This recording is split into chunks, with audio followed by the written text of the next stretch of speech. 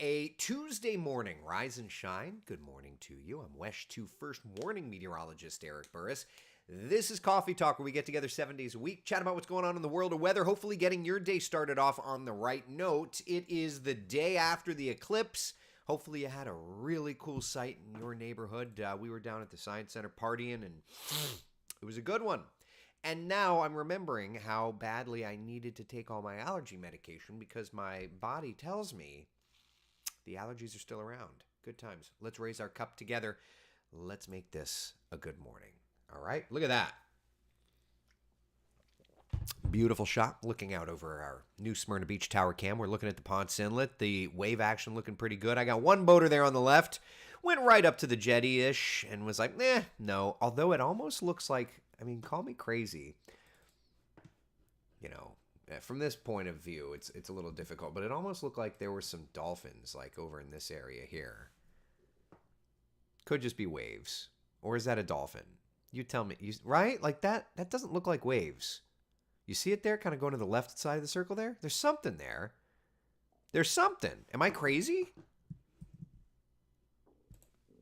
Let's just pretend it was a dolphin if it wasn't. Let's have a beautiful morning. Still that darned interference there on that first warning live Doppler radar. That's the last hour. If I go back the last 3 hours, I bet you it's there. Yep. Somebody came up on my frequency.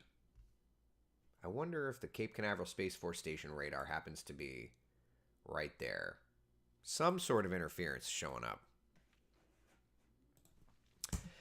All right. Temperatures out the door. Good morning, friends. 66 currently in the city. It's 64 degrees in Leesburg, 58 in DeLand, 55 in Palm Coast.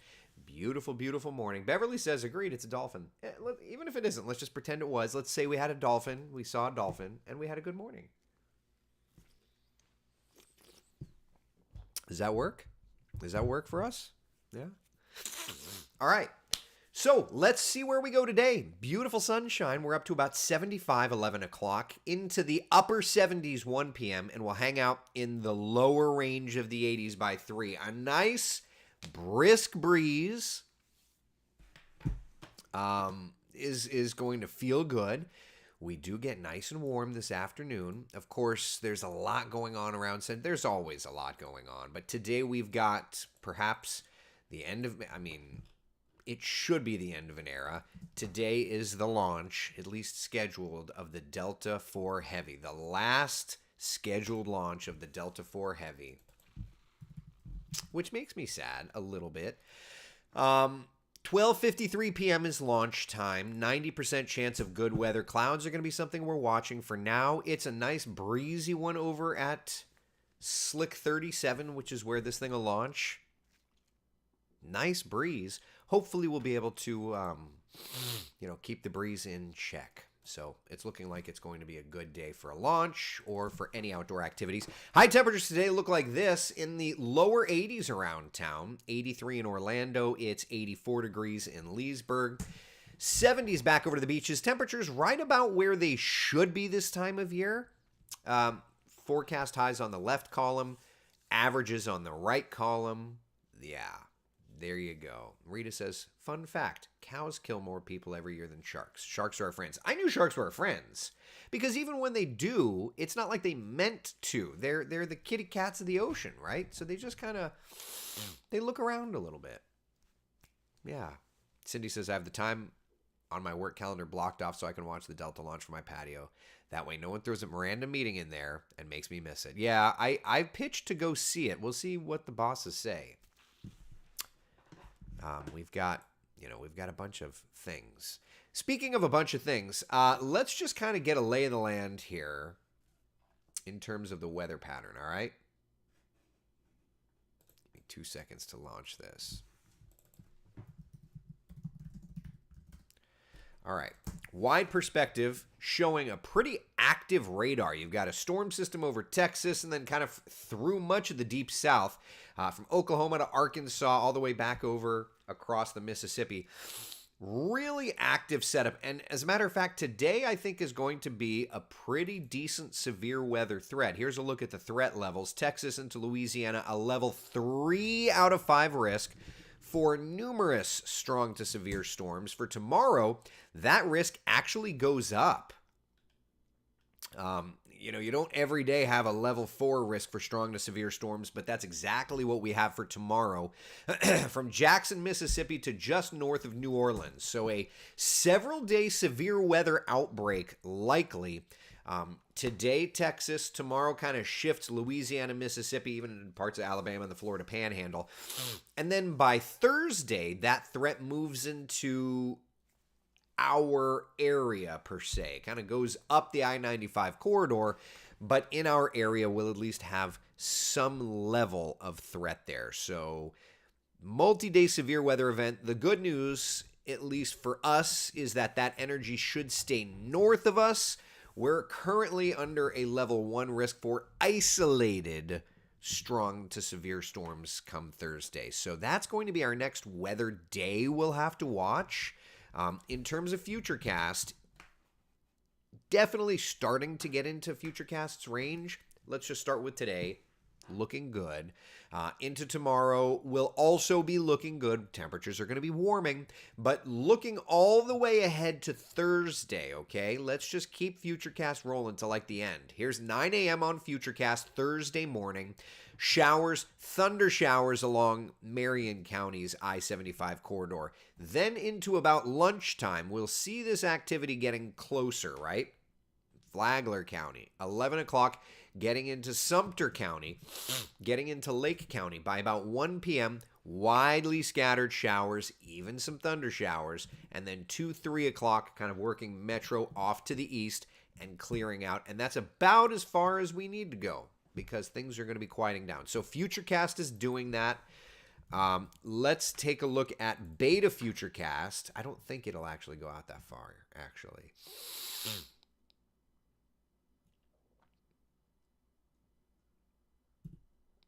It's interesting. It doesn't go out as far, but you can see it's a slower idea. So we'll see. But either way, Thursday is going to be our next thing to watch. It's going to be that storm system that kind of works our direction. Lots of heavy rainfall, some gusty winds. The problem, though, is that we're late enough in the season that we'll have some cool fronts moving in, but it's not like they're going to be making a massive change. That's the problem, right? Leading up to that front, it's going to get warm, like 83 today, 87 on Wednesday, 89 on Thursday. But afterward, you're just not dropping much. Let's take a look at Central Florida's certified most accurate 7-day forecast here, okay? Beautiful this morning. Beautiful this afternoon. 83 our high. 87 tomorrow. There are the thunderstorms in there on Thursday. And then we'll drop all the way to 80. Yeah. What a big cold front this is. And then we climb right back up. Jeannie says, cool front is so subjective. And what I actually laugh at, there are some meteorologist friends of mine that hate the term cool front. There's no such thing as a cool front. Okay. It's not a cold front. It's not ushering in cold temperatures, but that's the textbook definition. Shut up. I apparently the last couple of days didn't know that there was such thing as allergy spray. So here we are. So at any rate, the cold front won't be ushering in much cold come Friday, Saturday, Sunday. But it will pop the heat bubble, even if just a little bit. So we'll get there. And then we'll be able to warm right back up. At least the sun shines, right? Like Thursday's going to be the only speed bump. And we can handle that. I'm going to miss these temperatures this summer. Katie says, we're like right around the corner from it, right? Yeah. Diane says we're going camping on Thursday. Afternoon storms, but it looks like clearing out late afternoon, so you should be good if you're camping. Just set up the tent later in the day, right? Only the Sith. Speaking absolutes. Thank you, Oliver, for that, right? Weather's an inexact science, so if I want to call it a cool front or a wimp front, we're going to do that. Whoops. I'm okay with the rain, though. This pollen. Yeah, Catherine, this sucks. Let's look at the pollen. Even though you could listen to my nose and you could hear it.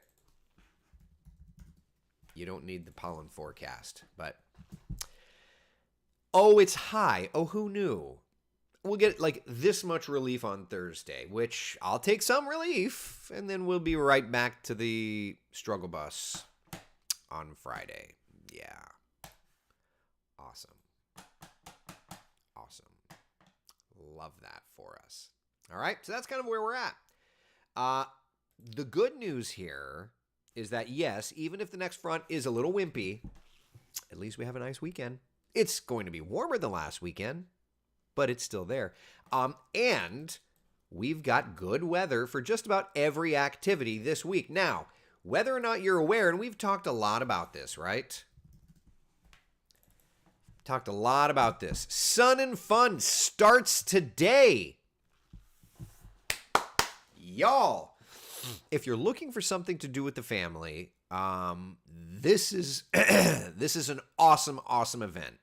Starts today. I'll be out there with my father-in-law on Friday, and then looking ahead to maybe even Saturday, I may try to take the kids. Anybody that's interested in aviation, air shows, all this fun stuff,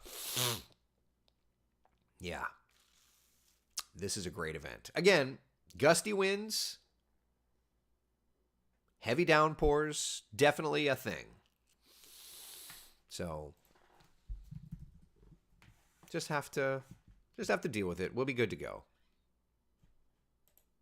You know? All right. Sound good? Everything good?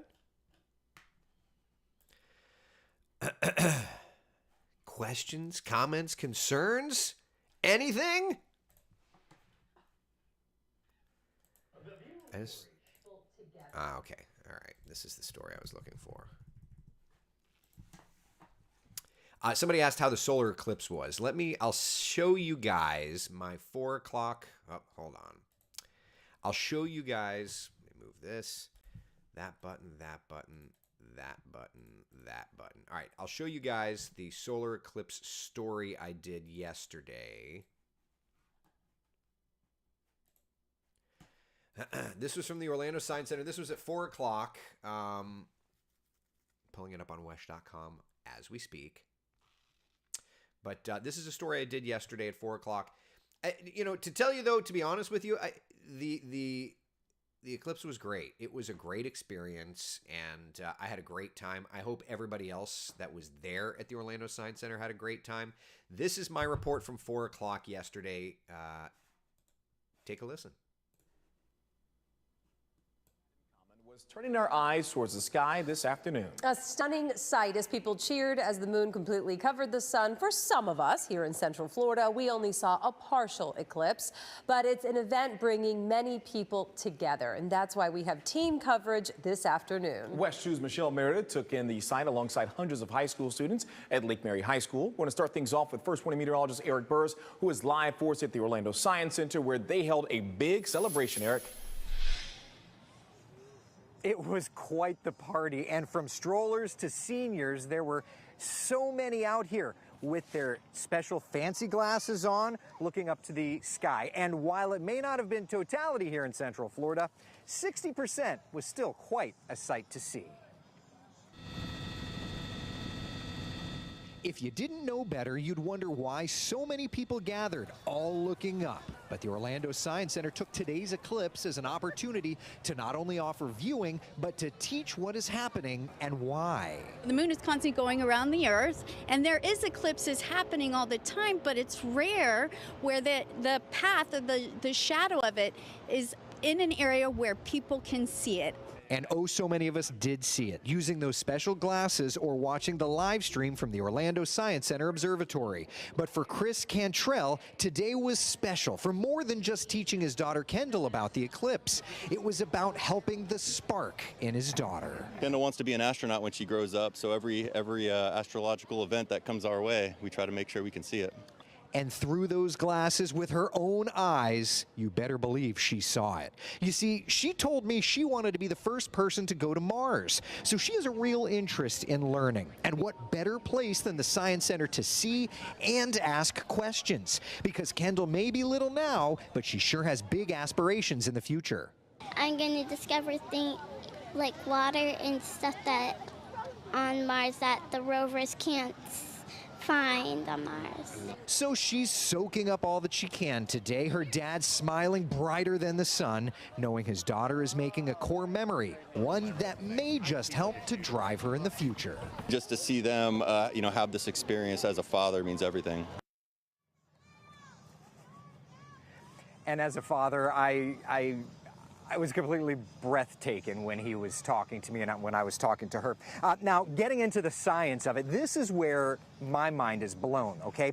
The sun, 400 times larger than the moon, but the moon, 400 times closer to us than the sun. So from our vantage point, they are the same size. Now, we didn't have totality here, but the next eclipse that comes will be a partial. That'll be in 2044.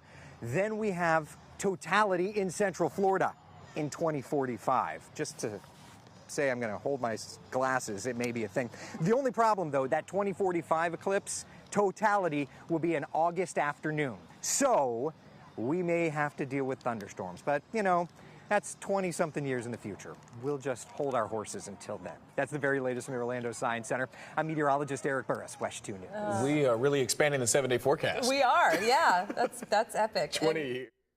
So there you go. That was the story, at least, that I'd put together yesterday. It was a sweet little family, and just kind of maybe it triggered me a little bit because being a dad, that was all I could hope for is to put that spark in. And honestly, my son has this interest for flying, so that's why the adults are going to do our thing on Friday. We're going to go walk around Sun and Fun. But I'm like, maybe I just take my sons and the wife out on Saturday. Check it out. So Lakeland Linder Regional Airport. Yeah. Annie, thank you very much. Lori, thank you. I appreciate that. Tim, thank you. Yeah, it was fun. It was fun. And this week out in Lakeland is going to be absolutely awesome. So again, we've got that little speed bump. Warmer air in place for us today. Looking at tomorrow, storm system evolving. That's where that severe threat certainly will play out across Louisiana, back over to Mississippi, right there. Then that storm system evolves, moving our direction, bringing us showers, perhaps a few thunder showers on Thursday. And then for Friday, this area of high pressure starts to build into control. And as it does so, it's going to really make things better and better and better. You gotta love this trend. So 7-day forecast, definitely looking complimentary for outdoor activities. If you've got plans around the next couple of days, we're looking good. Yeah. Upper 80s tomorrow, upper 80s on Thursday, then lower 80s. That cold front, quite weak. Yeah. Mr. Bob says Lakeland has an airport. This week, the Lakeland Linder Regional Airport becomes the busiest airport, I think, in the world.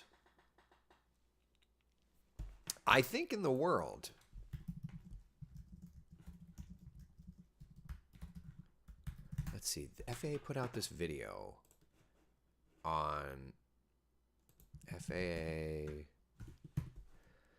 Sun and Fun. I'm just trying to look and see if there's a bunch of random stuff on there on the Sun and Fun page. Super neat. Anyway, lots of cool stuff. I highly suggest it if anybody has an interest in aviation.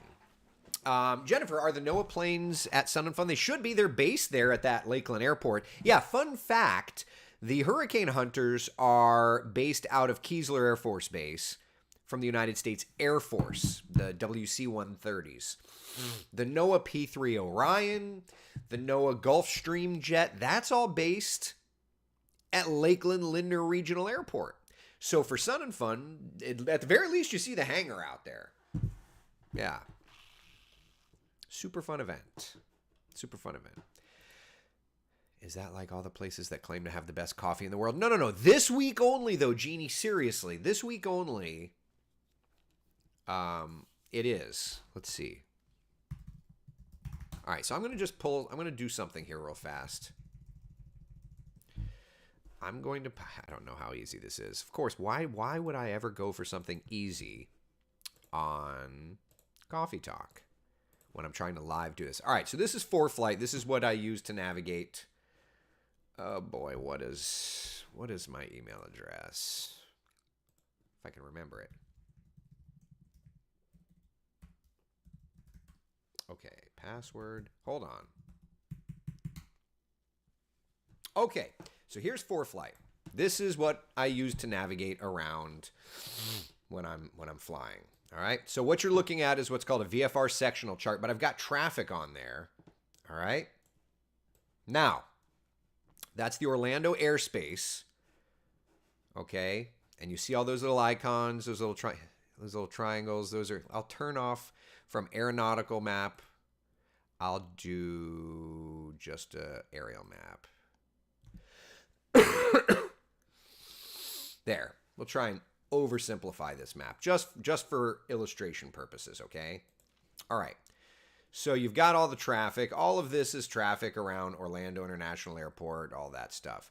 Let's come down to Lakeland. The airspace around Lakeland is busier than the airspace around Orlando right now. So, yeah, there's a reason for that, right? Lakeland Lindner Regional Airport, busiest airport, I think, in the country. What is this? Yeah. Due to 2024 Sun Fun Air Show. So that's TFR for Lakeland. Yep, that's the Lakeland Airport there. TFR's active from 1 p.m. to 5:30 p.m. So, yeah, they're doing air show stuff. Anyway, you get the idea. Lots of airplanes around, nerd stuff.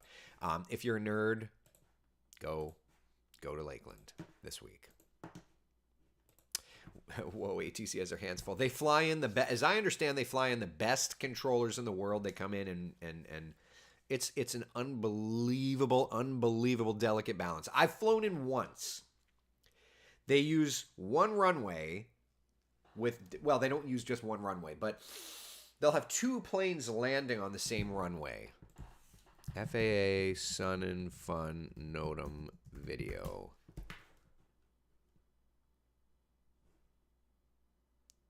Okay.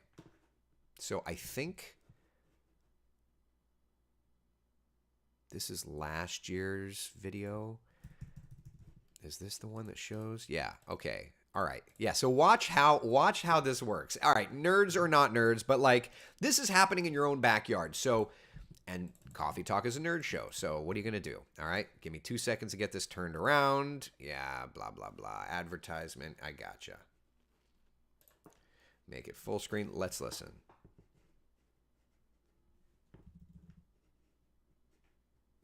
Oh, I got to turn the audio. Less stressful. All right, hold on. Now the 2023 Sun and Fun Aerospace Expo is just a few days away. For many pilots, flying into Sun and Fun is a lifelong dream. To help make your arrival easier and less stressful, let's take a bird's eye view of the procedure. First and foremost, preparation is key.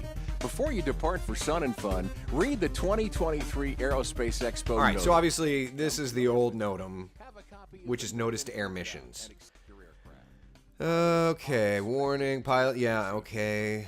You're not doing this for navigation. I'm just trying to show this to you. Okay, so you're getting your weather. See Lake Parker, and you can see the power plant. We're approaching from the south.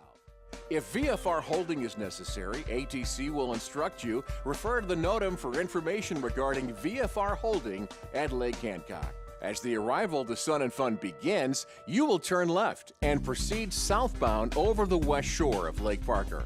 Hold a counterclockwise path around the lake shore.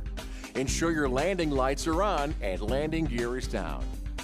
Air traffic control will contact you in the vicinity of Lake Parker's north shore using your aircraft color and type to provide sequencing and other arrival information.